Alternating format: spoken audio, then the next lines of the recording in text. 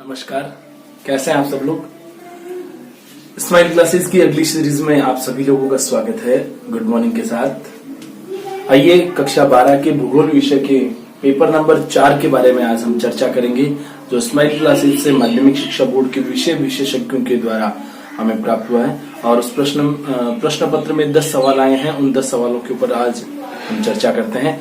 उन 10 सवालों की सीरीज में पहला प्रश्न है IRDP का पूरा नाम बताइए।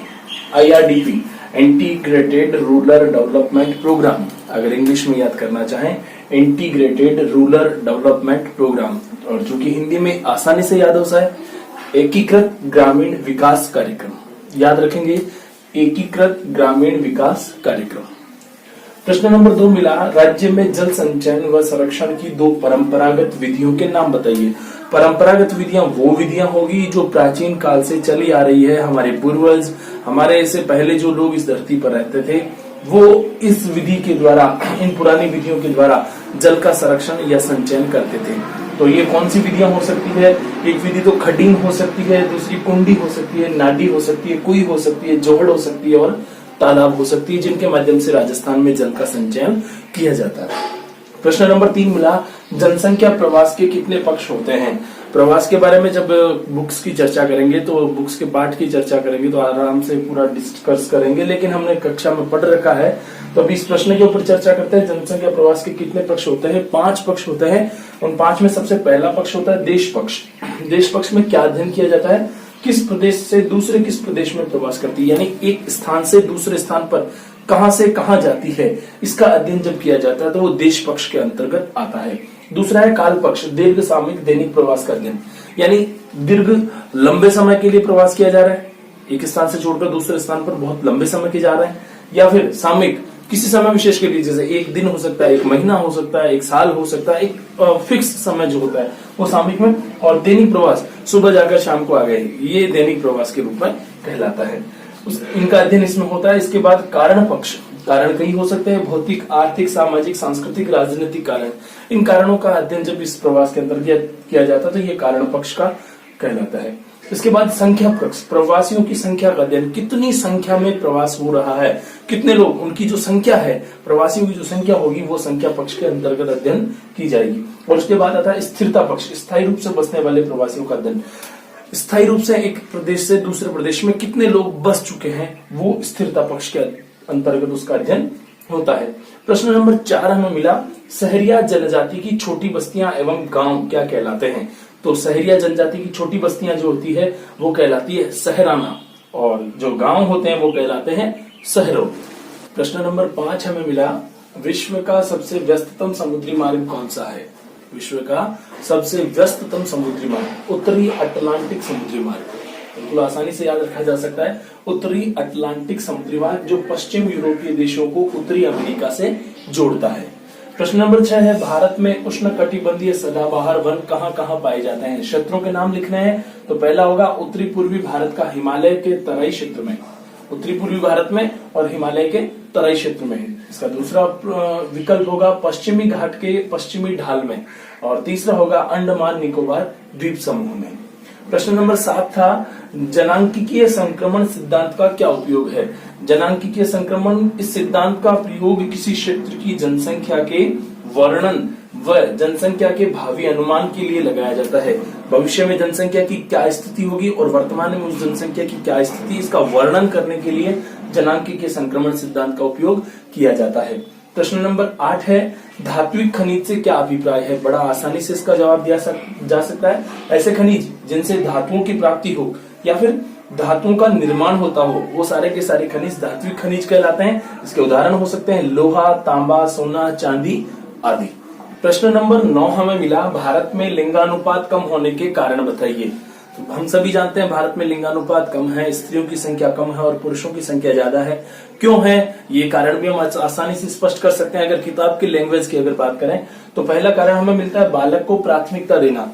भारतीय समाज बालक और बालिकाओं में अंतर करता है, ये सभी जानते हैं, स्पष्ट हैं, और यहाँ बालक को प्राथमिकता दी जाती है, बालिकाओं को प्राथमिकता नहीं दी जाती। इस वजह से बालिकाओं की संख्या कम है और इसी कारण लोग भ्रूण हत्या कर देते हैं, जिससे बालिकाओं की मृत्यु जन्म लेने से पहले ही हो जाती है। नंबर 2, बाल विवाह के कारण प्रसव काल में मृत्यु। भारतीय समाज में बाल विवाह बहुत ज्यादा होते हैं। अभी तो लॉकडाउन चल रहा है, इसलिए ये पीपल पुन्यो और आखा तीज शादियां बहुत कम हुई, लेकिन ये ऐसे अभूत सावे हैं जहां बाल विवाह बहुत सारे होते हैं। भारतीय ग्रामीण क्षेत्र में इन अवसरों पर बाल विवाह ज्यादा होते हैं। तो बाल विवाह होने के बाद प्रसव काल जब उसका बालिका का आता है तो उसमें उसकी मृत्यु हो जाती है, क्योंकि अबोध उम्र में मां बनने से उसके जीवन को खतरा रहता है। इसलिए प्रसव काल में मृत्यु होने के कारण भी महिलाओं की संख्याएं कम हो जाती है। तीसरा पॉइंट हो सकता है महिलाओं की आर्थिक परतंत्रता। हमारे यहाँ शहरी क्षेत्रों की हम बात ना करें, अगर ग्रामीण क्षेत्र की आप बात करें तो महिलाओं को घर से बाहर नहीं निकालने दिया जाता, या फिर यूं कहें कि नौकरी पेशा नहीं बनने दिया जाता, कमाई करने के लिए नहीं जाने दिया जाता। इस वजह से वो लोग आर्थिक गुलामी की शिकार होती है। आर्थिक परतंत्रता के कारण भी महिलाओं की संख्या दिनों दिन कम हो रही है। और बालिका शिक्षा का भाव, एक बेटी पढ़ेगी 2 घरों को रोशन करेगी।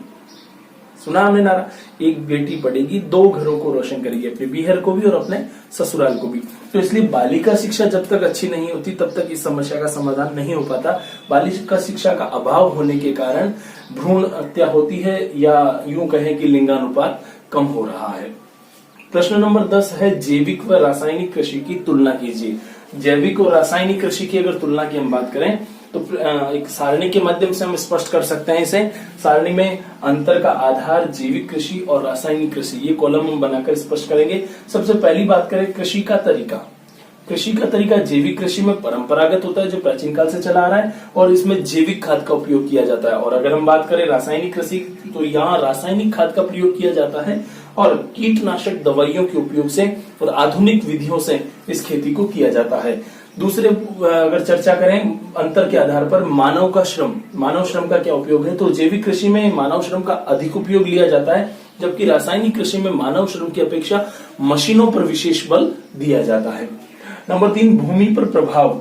जैविक कृषि का भूमि पर प्रभाव ये पड़ता है कि भूमि का उपजाऊपन बढ़ता है, जबकि रासायनिक कृषि में विभिन्न प्रकार के रसायनों का उपयोग किया जाता है, इसलिए भूमि की उर्वरक क्षमता नष्ट हो जाती है। फिर अगर हम बात करें मानव पर प्रभाव के बाद में प्रकृति से रिश्ता, जैविक कृषि में प्रकृति के साथ एक आदर्श रिश्ता बनाया जाता है, प्रकृति का संरक्षण करने का सपना रहता है, जबकि इधर हम बात करें रासायनिक कृषि पर तो लाभ हानि की चिंता नहीं की जाती, सिर्फ और सिर्फ उत्पादन बढ़ाने पर प्रयास किया जाता है, ज्यादा से ज्यादा उत्पादन लेने का प्रयास किया जाता है। अगले विषय की अगर हम बात करें खाद का निर्माण, तो प्राकृतिक वस्तुओं से खाद बनती है। जैविक कृषि में जो खाद यूज में ली जाती है वो प्राकृतिक वस्तुओं से, चाहे वो ह्यूमस हो सकते हैं, चाहे फिर वो केंचुआ खाद जिसको हम वर्मी कंपोस्ट बोलते हैं, उस प्रकार से खाद का निर्माण करके वो प्राकृतिक वस्तुओं से खाद का निर्माण किया जाता है। और रासायनिक कृषि जो की जाती है उसमें फॉस्फेट, अमोनिया जैसे घातक रसायनों के माध्यम से उस खाद का निर्माण किया जाता है।